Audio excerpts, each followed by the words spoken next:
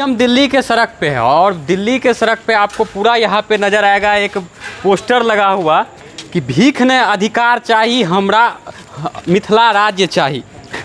जब आप अपना राज्य का या अपने क्षेत्र का कहीं पे देखते हैं ऐसा लगा हुआ तो एक अलग ही खुशी होती है। ये क्या चीज़ को लेकर के है कि मिथिला राज्य आंदोलन जंतर मंतर 21 अगस्त 2022 रविवार 11 बजे कार्यक्रम प्रभारी जयप्रकाश जेपी जी। तो इन्हीं पे बात करने के लिए हमारे साथ एमएसयू के प्रवक्ता हैं। क्या नाम है सर आपका? मेरा नाम अमन सक्सेना हुआ, मिथिला स्टूडेंट यूनियन के राष्ट्रीय प्रवक्ता जी। आप लोग क्या मांग लेकर के ये कर रहे हैं? देखिए, कल 10 बजे से जंतर मंतर पर हम लोग मांग कर रहे हैं कि मिथिला को अलग राज्य घोषित किया जाए।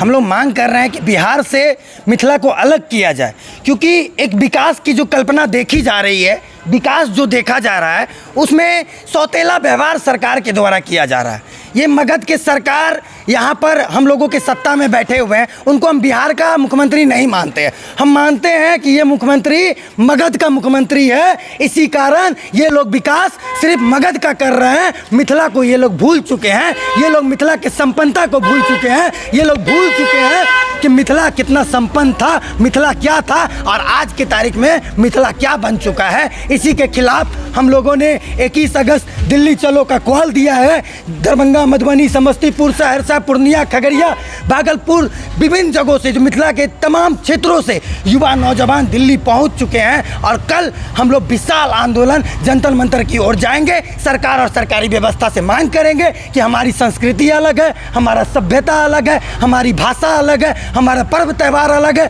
हम लोगों को बिहार से बात कर हम लोगों को अलग मिथिला राज्य घोषित कर दिया जाए। यदि बिहार से अलग कर भी दिया जाता है तो क्या लगता है मिथिला डेवलप हो पाएगा? अरे बिल्कुल हो पाएगा, क्योंकि एक चीज़ हम आपको बताना चाहेंगे कि जिस अगर मान के चलिए मिथिला का बंटवारा होता है, मिथिला बंट जाता है, मिथिला अलग राज्य बन जाता है, अगर मिथिला में बाढ़ आएगा तो वहाँ के जो मुख्यमंत्री होंगे, जो यहाँ के मुख्यमंत्री होंगे, वो बाढ़ की समस्या की बात करेंगे।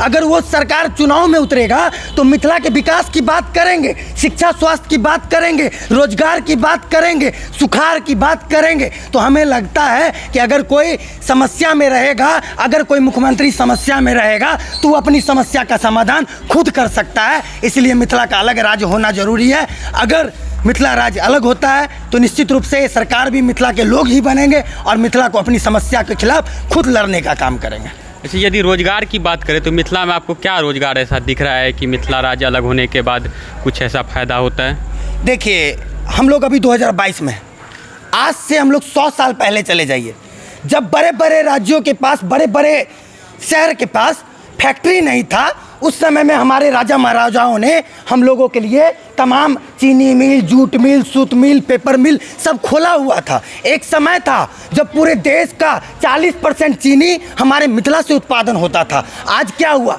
आज एक एक फैक्ट्री बंद कर दिया गया, एक फैक्ट्री चालू नहीं है। मिथिला क्षेत्र में दरभंगा के 10 किलोमीटर के अंदर में 5-5, 6-6 चीनी मिल था। रैयाम चीनी मिल था, लोहट चीनी मिल था, सकरी चीनी मिल था। आप देखिए, अशोक पेपर मिल था। आप जाकर पता कीजिए, रोजगार की असीम संभावनाएं थी, रोजगार था। लोग पलायन करके मिथिला आते थे। गुजरात वाले नौकरी करने के लिए हमारे दरभंगा में आते थे। लेकिन आज़ादी के 75 साल के बाद आज जहाँ देश अमृत महोत्सव मना रहा है, वहीं दूसरी तरफ हमारा मिथिला 7 करोड़ लोगों का जगह क्षेत्र जो आज सस्ता मजदूर का फैक्ट्री बनकर रह चुका है, सस्ता पलायन का जगह बन चुका है। ट्रेन भर भर के लोग पलायन कर रहे हैं रोजी रोटी के लिए, 2 जून की रोटी के लिए, 5,000 10,000 की नौकरी के लिए दिल्ली मुंबई में 10 बाई 10 के कमरों में लोग ज़िंदगी काट रहे हैं। हम इसके खिलाफ आए हैं। हम लोग कहते हैं कि हम लोगों का अलग राज्य में घोषित किया जाए। ये पलायन और सस्ता मजदूरी की यदि बात करें तो ये तो सिर्फ मिथिला की प्रॉब्लम नहीं है, ये पूरे बिहार या यूँ कहे कि यूपी, मध्य प्रदेश, ये सारे जगहों की प्रॉब्लम है ये। नहीं, अमूमन आप देखिएगा तो हमारे मिथिला का कैपेसिटी ज़्यादा है। हमारे मिथिला में बेरोजगारी बहुत ज़्यादा है। आप जब ट्रेन को देखिएगा, ट्रेन भर भर के ये हरियाणा जाते हैं, पंजाब जाते हैं धन कटनी के लिए, धान काटने के लिए हमारे नौजवान, हमारे लोग तो कहीं ना कहीं अगर देखा जाए तो पलायन सबसे ज़्यादा हमारे क्षेत्र से। पलायन में यदि रिपोर्ट आती है तो जहानाबाद अभी भी सबसे आगे रहता है। नहीं, ऐसा कुछ नहीं है। आप जब पर कैपिटा इनकम की बात करेंगे, पर कैपिटा इनकम की बात करेंगे, तो पूरे देश में सबसे कम कमाने वाला कोई जिला है तो हमारे क्षेत्र का जिला है। शिवहर हो गया, ये जिला सबसे पर कैपिटा इनकम में सबसे नीचे पायदान पर है। हम दिल्ली वालों से 10 गुना कम कमाते हैं। शिवहर को भी आप मिथिलांचल में मानते हैं? बिल्कुल बिल्कुल। शिवहर के लोग तो आने के लिए तैयार नहीं है। हमें कोई फर्क नहीं पड़ता कौन लोग आना चाहते हैं। जबरदस्ती करिएगा? नहीं, हम जबरदस्ती क्यों करेंगे? हम मिथिला राज की मांग कर रहे हैं। अगर मिथिला राज में शिवहर आना होगा तो शिवहर भी आएंगे और शिवहर का भी विकास होगा। ऐसा कुछ नहीं है कि शिवहर में आने से शिवहर का विकास नहीं होगा। आज बिहार में बिहार की सरकार से कोई भी खुश नहीं है, चाहे नीतीश की सरकार रहे या लालू यादव की सरकार रहे या बीजेपी की सरकार रहे। ये लोग सिर्फ सत्ता में बैठने के लिए काम कर रहे हैं, बल्कि विकास को दूर दूर तक इनका कोई नाता नहीं है। खास करके मिथिला से, ये लोग मिथिला से पैसा उठाते हैं, पैसा कमाते हैं और सारा विकास का जो पैमाना है मगध में जाकर बैठा देते हैं। अच्छा, बीजेपी की सरकार ही तो मिथिला की जो भाषा है मैथिली, इसको 8वीं अनुसूची में। मैं अटल बिहारी वाजपेयी जी का सम्मान करता हूं और धन्यवाद भी करता हूं कि उनके द्वारा हम लोगों के भाषा को, मैथिली को 8वीं सूची में शामिल किया गया। और हम अभी की सरकार मोदी जी से भी मांग करते हैं कि आप अलग मिथिला राज घोषित कर दीजिए ताकि मिथिला अपना विकास खुद अपने हाथों से कर सके। पूर्वी चंपारण के एक है राणा दीपू सिंह, सामाजिक कार्यकर्ता हैं, वो लिखे थे आज से कुछ दिन पहले फेसबुक पे कि हम लोगों को ज़बरदस्ती मिथिलांचल में नहीं खींचा जाए क्योंकि हम लोग बिहार में ही खुश हैं। हम लोग के साथ ज़बरदस्ती किया जा रहा है कि मिथिला में आते हैं। हम लोग ऐसा नहीं है, मिथिला में नहीं आते हैं। देखिए, एक सेंटिमेंटल मुद्दा होता है। एक सेंटिमेंटल होता है कि लोग अपने आप को, जैसे हम लोग भी थे ऐसे कुछ समय तक, हम लोग भी बोलते थे हम बिहारी है, गर्व से बोलते हैं हम बिहारी है, बिहारी। लेकिन जब सच्चाई समझे कि नहीं क्या होना चाहिए, हमारी भाई भाषा अलग है, हमारी संस्कृति अलग है, हमारा पर्व त्यौहार अलग है, हमारी सभ्यता अलग है। हम लोग मगध में भोजपुरी बोलने वाले लोग नहीं। कई ऐसे जिला हैं जहाँ भोजपुरी बोला जाता है, मिथिला क्षेत्र के है।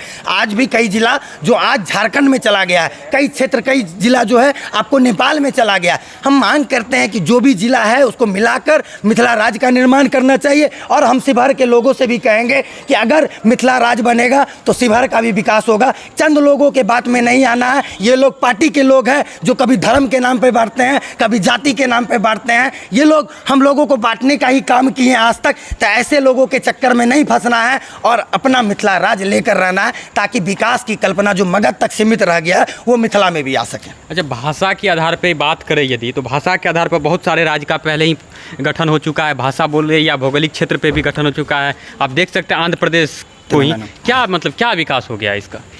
देखिए, विकास क्या हुआ तेलंगाना का, आज आंध्र प्रदेश का क्या विकास हुआ मैं नहीं कहूँगा। लेकिन आज के तारीख में आप देखिएगा कि बिहार से कई गुना अच्छा आज झारखंड बन चुका है, बिहार से कई गुना अच्छा आपको ओडिशा बन चुका है। ये सब बिहार से ही कटे हुए हैं। एक समय था जब हम भी बंगाल से कटे थे। तो ऐसा नहीं है कि बांट देने से, डिवाइड कर देने से विकास खत्म हो जाता है या विकास का पैमाना बदल जाता है, बल्कि विकास और होता है। सरकार द्वारा कॉन्स्टिट्यूशन में लागू है कि हाँ, भारत एक राज्यों का समूह है। अगर इसको और भी राज्य ज़्यादा बढ़ाने की जरूरत है, यूपी को भी कम से कम 4 राज्यों में बांटना का जरूरी है ताकि विकास हर जगह पहुंचे। पहले तो हम आप अपना राज्य ले लीजिए, तब यूपी की आप हम बात दूसरे की बात नहीं कर रहे हैं। हम कहने का मतलब ये कह रहे हैं कि छोटे छोटे राज्यों की जरूरत है ताकि विकास पहुंच सके, विकास हो सके। आज बिहार बहुत बड़ा क्षेत्र है, अकेला नीतीश कुमार से संभलने वाला नहीं है। ये व्यक्ति किसी काम का नहीं है। हम लोगों को मरने के लिए पटना के रास्ता में छोड़ देता है। ये मुख्यमंत्री किसी काम का नहीं है, ना लालू यादव किसी काम का है, ना नीतीश कुमार किसी काम का है। इन लोगों को बस सत्ता चाहिए। आप मरने के लिए छोड़ देता है। नीतीश कुमार तो पूरा मतलब यहाँ से बोलता है गंगा के जो इस साइड के लोग हैं उसके लिए अलग से एलिवेटेड रोड, पुल सब कुछ बनवा रहे हैं हॉस्पिटल के लिए। गंगा के इस पर हो रहा है, गंगा के उस पर किसी तरीका का विकास नहीं हो रहा है। आज पटना में एक सर्वे आया है कि 100 से ज़्यादा ओवरब्रिज बन चुका है, ज़रूरत से ज़्यादा ओवरब्रिज बनाया जा रहा है। वहीं आप दरभंगा, मधुबनी, समस्तीपुर, बेगूसराय जाइए, देखिए हम लोग प्रत्येक दिन 3-3 घंटा जाम में फंसते हैं। एक ओवरब्रिज तक नहीं बनाया गया। बेगूसराय गए हैं आप हाल में? बेगूसराय तो मैं नहीं गया। नहीं, कहीं गए नहीं। बेगूसराय का आप यदि हाल देखते तो काफ़ी कुछ बदल चुका है। हम आज से लगभग 15-20 दिन पहले गए हुए थे। आप दरभंगा गए हैं? बिल्कुल गए हुए हैं। दरभंगा देखे हैं? बिल्कुल देखे। दरभंगा की स्थिति देखे हैं क्या है? बिल्कुल देखे। दरभंगा जाकर देखिए, एक बार देखिएगा तो पता चलेगा। लोग जाम से कहराते हैं, कहते हैं जब जाम होता है तो लोगों का बीपी हाई। जाम का समस्या तो हर एक जगह का है ना। अरे भाई, आप ओवरब्रिज बनाइएगा नहीं तो जाम लगेगा कि नहीं लगेगा?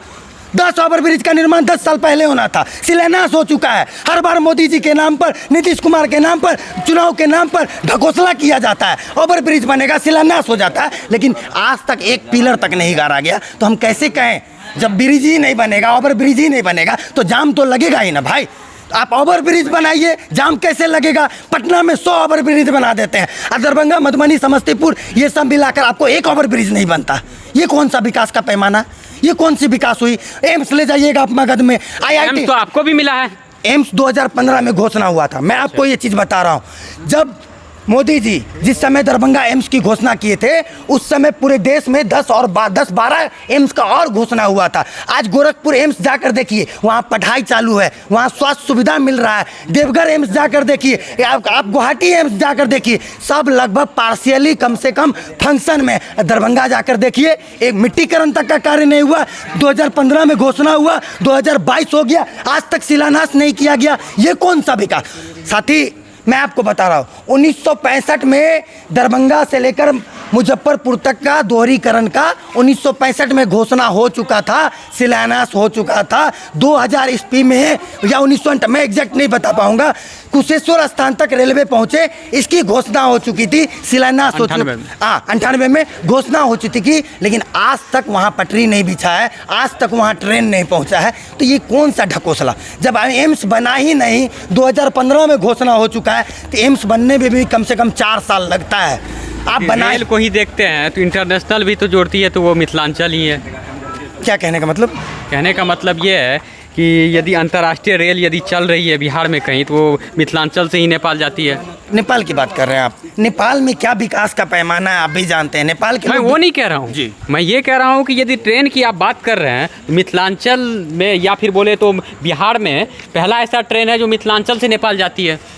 देखिए, अब रास्ता ही बिहार होकर है, तो ऐसा तो नहीं है कि हिमालय होकर। बक्सर भी तो सटा हुआ है ना। बक्सर से भी ला सकता है, उनका सरकार की मंशा होगी तो जरूर होगा। अगर अच्छे सरकार होंगे तो उधर से भी ला। कैसे कर रहे हैं कि भेदभाव कर रहा है? भेदभाव कैसे नहीं है, कैसे नहीं है? आप 7 करोड़ लोगों को, 4 करोड़ लोगों पर एक DMCH रखे हुए हैं। DMCH में आप जाइए, आपको पैरासीटामोल टैबलेट नहीं मिलेगा, आपको एक इंजेक्शन तक नहीं मिलेगा। लोग मरने के लिए पटना के रास्ते में जाते हैं, हमें मरने के लिए पटना के रास्ते में छोड़ दिया जाता है। ये कौन से विकास?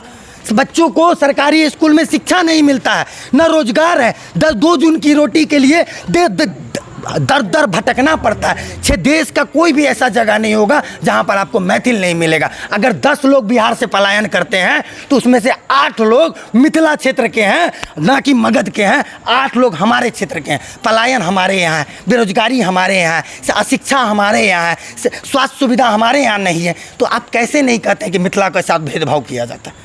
ऑब्वियसली मिथिला के साथ भेदभाव हो रहा है इसी के कारण। और यह मांग आज की मांग नहीं, मिथिला राज्य की मांग मैं आपको बताते चलता हूँ, ये सदियों पुराना मांग है। 1947 से लोग लड़ाई लड़ रहे हैं। हाँ, एक मजबूत लड़ाई, एक मजबूत नेतृत्व नहीं होने के कारण ये अपने मुकाम तक नहीं पहुँच पाया है। लेकिन अब मिथिला स्टूडेंट यूनियन ने इस चीज़ को अपने हाथों पर लिया है, अपने कंधों पर लिया है। मिथिला राज्य के हम मिथिला स्टूडेंट यूनियन के सदस्य गांव-गांव जाकर लोगों को जगाएंगे। आने वाला समय में हमारे पास वो कैपेसिटी है। मैं आपको ये बताता हूँ कि प्रधानमंत्री के घर के बगल में 20 लाख आबादी हमारे क्षेत्र के रह रहे हैं। 20 लाख आबादी 10 मिनट के रास्ता में है।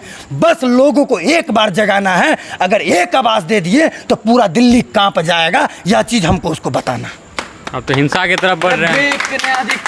हम हिलाने का मतलब ये नहीं है कि हम दिल्ली को उथल पुथल कर देंगे। हिलाने का मतलब है सरकार को, जैसे किसान आंदोलन हुआ था, किसान आंदोलन के सामने सरकार को झुकना पड़ा था और किसान जो बिल आया था उसको वापस लेना पड़ा। हम वही बोल रहे हैं, हम उतरेंगे, दावा ठोक के उतरेंगे। सरकार पर ऐसा प्रेशर बनाएंगे कि अगर आप मिथिला के साथ छल कीजिएगा, मिथिला को राज्य नहीं बांट कर दीजिएगा, तो आने वाला समय में बीजेपी हो, राजद हो, कांग्रेस हो, जो भी पार्टी हो, मिथिला से इस लोगों को खदेड़ के भगाने का भी काम करेंगे। एक बार परिचय दे दीजिए। अमन सक्सेना, राष्ट्रीय प्रवक्ता, मिथिला स्टूडेंट यूनियन। धन्यवाद।